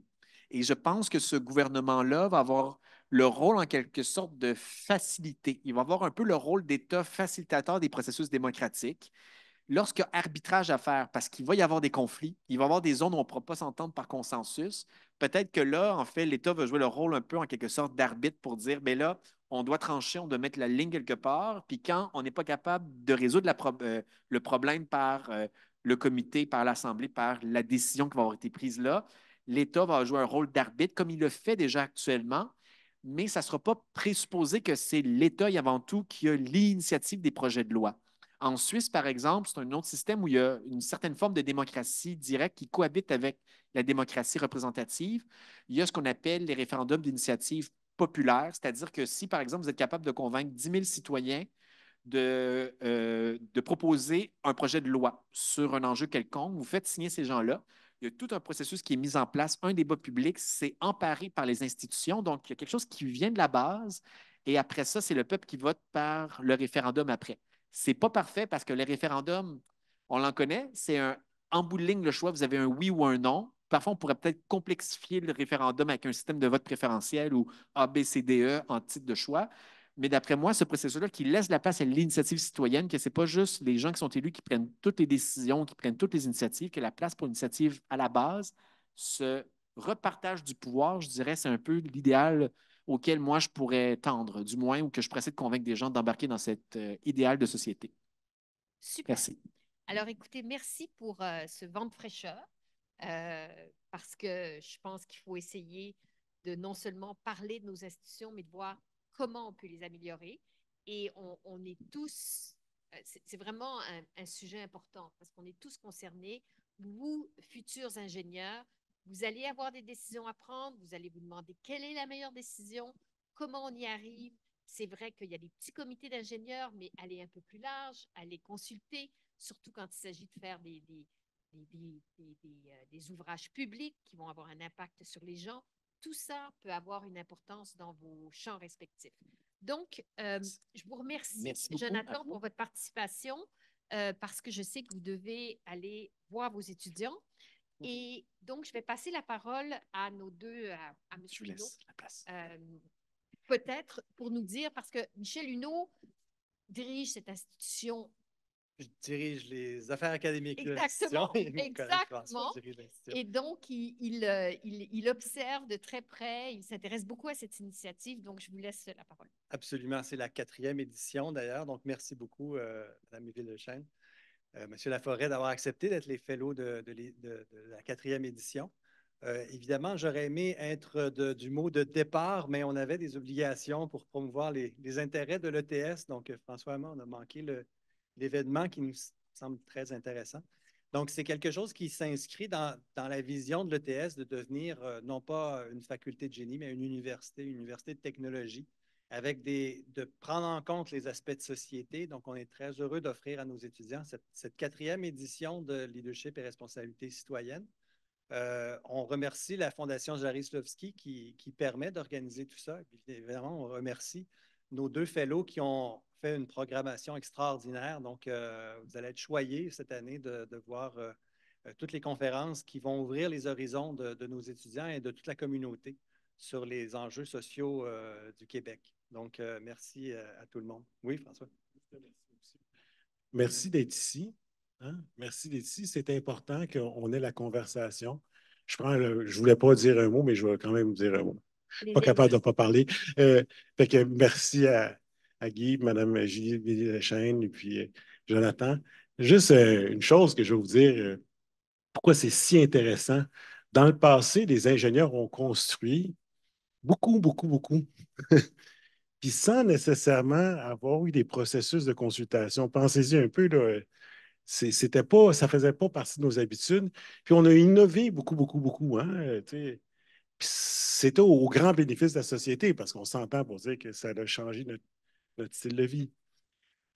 Puis ce qui est difficile pour un ingénieur en général, c'est que tu as un grand projet, tu veux changer la société, puis ça se peut qu'il y ait des gens qui disent non. Puis malheureusement, la démocratie, ça fait en sorte que souvent dans nos projets, il y a des gens qui disent non. Puis il faut s'assurer d'avoir une conversation pour que tout le long de notre projet de changement sociétal, hein, pensez-y, là, la sécurité, utiliser des technologies, utiliser les téléphones cellulaires, c'est devenu hyper important parce qu'on a été aussi des artisans, hein, des changements sociétaux qui ont fait la pollution. C'est nous, c'est notre responsabilité, la technologie en général. Donc, c'est très intéressant qu'on commence à s'éveiller à la conversation qu'il faut y avoir quand on introduit des changements sociétaux. Moi, j'aime bien ça. Et puis, c'est comme ça qu'on assume notre leadership. Merci vraiment Merci d'être ouvert à ces questions-là parce que justement, c'est en brassant des idées et tout qu'on finit par voir que, comment dire, il y a des possibilités de solutions un peu partout. Il suffit d'en avoir entendu parler. Merci de nous donner l'opportunité de parler. Évidemment, moi, il faut que je dise un mot aussi, là, après que mon ancien collègue François, que j'ai côtoyé comme directeur général de l'École nationale d'administration publique. Et moi, mon mot fondamental, et je vais révéler une conversation privée en vous le disant, François et Michel n'étaient pas là au début parce qu'il était à une activité à Longueuil. Puis, si je comprends bien, une des conférencières, c'était la mairesse de Longueuil, Catherine Fournier. Et comme c'est une étudiante inscrite à l'ENAP, Catherine Fournier, ben, je lui écrivais ce matin, puis je lui disais qu'elle et d'autres représentent un principe d'espoir pour la société québécoise, pour le Québec d'aujourd'hui, pour la politique québécoise. Et je l'encourageais, je ne sais pas si ça a été le cas, à se surpasser aujourd'hui. Et le mot que je veux avoir avec vous, les gens qui êtes de la communauté de l'ETS, toutes les professions, il faut avoir une fierté, une estime de soi fondamentale avec la profession qui va nous occuper pendant une grande partie de notre vie active. Donc, pour moi, la fierté, l'estime de soi par rapport au métier qu'on fait, c'est fondamental. Bien sûr, avec la capacité de critique, là, je regarde le siège vide de Jonathan qui est occupé à continuer son cours, mais on se parlait, nous, de la responsabilité des professeurs. C'est parler d'éducation à la citoyenneté, mais regarder sa convention collective plutôt que d'aller faire des conférences dans cégep et les écoles secondaires parce que ce n'est pas pris en compte d'un critère de promotion, bien, quelque part, c'est des profs qui ne vont pas au bout de ce qui devrait être leur sens des responsabilités. Donc, fierté par rapport à la profession qui est la nôtre, capacité de critique, mais ce que vous représentez, là, ce que je me tourne vers vous, vous représentez encore et aujourd'hui la profession du génie, l'École de technologie supérieure, vous représentez un principe d'espoir pour Montréal puis pour la société québécoise contemporaine. Puis c'est un peu pour ça que Julie et moi, on est super contents d'être associés au cours.